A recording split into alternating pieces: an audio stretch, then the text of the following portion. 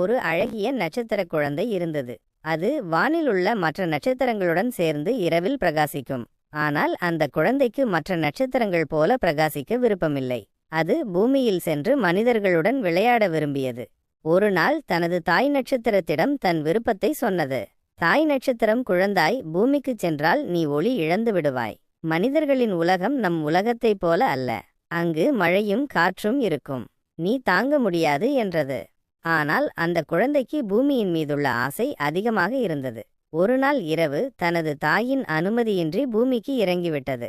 பூமிக்கு வந்ததும் அது ஒரு அழகான பூங்காவில் விழுந்தது. பூக்களின் மனம், பறவைகளின் இசை, குழந்தைகளின் சிரிப்பு என அனைத்தும் அதை மிகவும் மகிழ்ச்சியடைய செய்தது. அது குழந்தைகளுடன் விளையாடி பூக்களுடன் பேசி மிகவும் சந்தோஷமாக இருந்தது. ஆனால் சில நாட்களில் அதற்கு ஒளி குறையத் தொடங்கியது. மழை பெய்தபோது அது நனைந்து, காற்று வீசியபோது அது பயந்து போனது. அது தனது தாய் நட்சத்திரத்தை எவ்வளவு இழந்தது என்பதை உணர்ந்தது.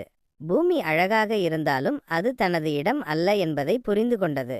ஒரு இரவு அது வானை நோக்கி பார்த்தது. அதன் தாய் நட்சத்திரம் அது இருக்கும் இடத்தை நோக்கி ஒளிர்கிறது. அது தனது தாயை நினைத்து கண்ணீர் விட்டது.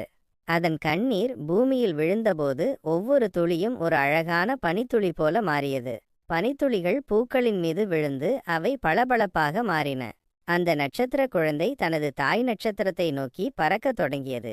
வானில் ஏறி தனது இடத்தை அடைந்தது. அதன் பிறகு அது இரவில் வானில் பிரகாசித்தது.